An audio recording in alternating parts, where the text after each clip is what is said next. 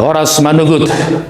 Saudara-saudaraku yang dikasihi Tuhan, di pagi hari yang indah ini, mari kita bersama-sama mendengarkan firman Tuhan yang tertulis dalam kitab Kejadian pasal 3 ayat 8. Demikianlah dikatakan, ketika mereka mendengar bunyi langkah Tuhan Allah yang berjalan-jalan dalam taman itu pada waktu hari sejuk, bersembunyilah manusia dan istrinya itu terhadap Tuhan Allah di antara pohon-pohonan dalam taman. Adapun pesannya kepada kita semuanya, tetaplah percaya. Saudaraku yang dikasihi Tuhan Yesus, mengapa mereka di sini bersembunyi? Ya, mereka mendengarkan bunyi langkah Tuhan Allah, tetapi apa yang terjadi? Mereka bersembunyi. Selama ini tidak pernah terjadi. Ya, mereka senang bersuka cita di dalam taman Eden itu.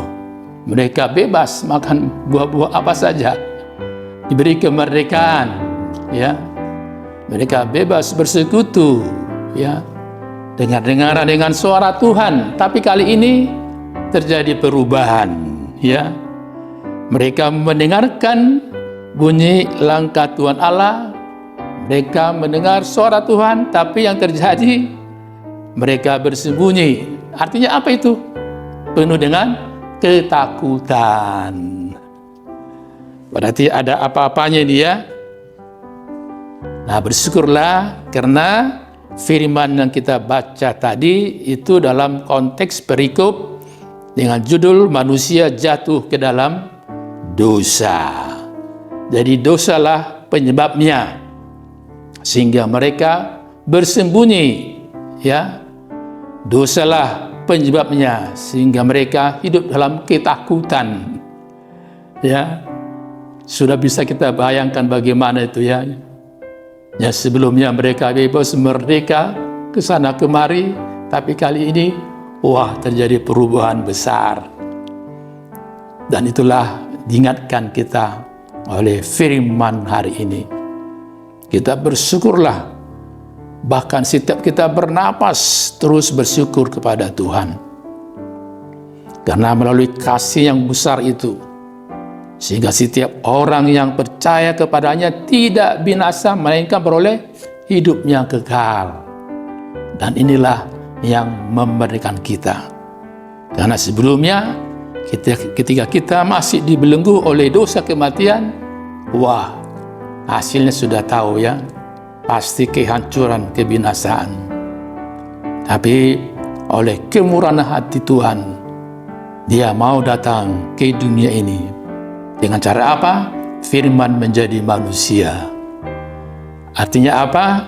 Supaya kita adalah manusia yang terbatas, yang tidak berdaya ini, ya, yang penuh dengan kekurangan, tapi oleh belas kasihan Tuhan, kita didorong untuk datang, berani datang ke hadapannya untuk bersekutu, bahkan menjadi senang, dipulihkan hati kita, pikiran kita, hidup kita ketika kita mendengarkan firman Tuhan.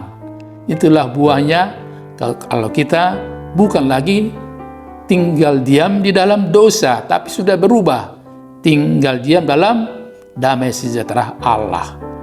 Justru orang-orang yang hidup di dalam kasih-Nya lah hidup kita menjadi berarti, berguna.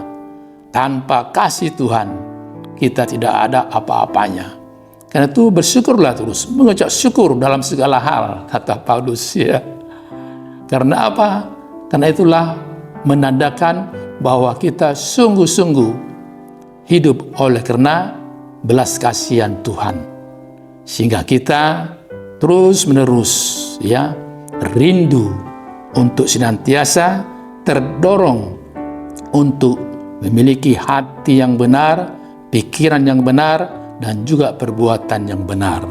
Itulah dampak setiap orang yang hidup dalam kasih-Nya, Dia haus akan firman Tuhan.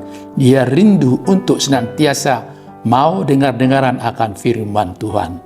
Karena firman Tuhan itu hidup. Firman Tuhan itu menyelamatkan saudara dan saya. Ayo, mari kita bergegas. Jangan lagi mau tinggal diam di dalam dosa, tapi tinggal diam dalam kasih. Karena oleh kasih-Nya, dosa sudah dikalahkan. Dosa kematian yang kekal itu telah Dia matikan di kayu salib. Tinggal sekarang kita, sesuai dengan firman Tuhan juga, bersukacitalah senantiasa di dalam Tuhan. Tuhan memberkati kita semuanya. Amin. Kita berdoa. Terima kasih Allah yang kami kenal dalam Yesus Kristus, Juru Selamat kehidupan kami. Engkaulah Tuhan Allah kami yang hidup. Betapa indah firman-Mu Tuhan yang menyatakan kepada kami supaya kami senantiasa dengar-dengaran akan firman Tuhan. Itu tak kalah kami hidup dalam kasih-Mu, dalam kasih anugerah-Mu, sehingga kami yang terbatas ini boleh dengan penuh sukacita untuk merdeka berbuat baik kepada siapapun.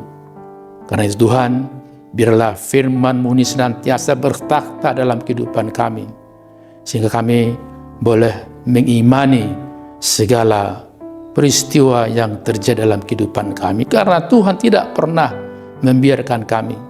Engkau senantiasa peduli dengan kehidupan kami, anak-anak-Mu. Tatap tilitlah anak-anak-Mu sekarang dimanapun mereka berada. Yang sakit, Tuhan pulihkan, Tuhan sembuhkan. Di dalam pergumulan, Tuhan menangkan jiwa dan imannya. Engkau beri pengharapan. Dalam kedukaan, Tuhan memberi kekuatan, penghiburan, dan semangat hidup. Biarlah Tuhan, seluruh kehidupan kami hanya boleh terjadi oleh karena belas kasihan Tuhan. Engkaulah Tuhan yang senantiasa di depan kami, dan kami tetap setia sampai Engkau datang kembali. Terpujilah nama-Mu, nama yang indah, nama yang agung, Yesus Kristus, Juru Selamat kami. Amin.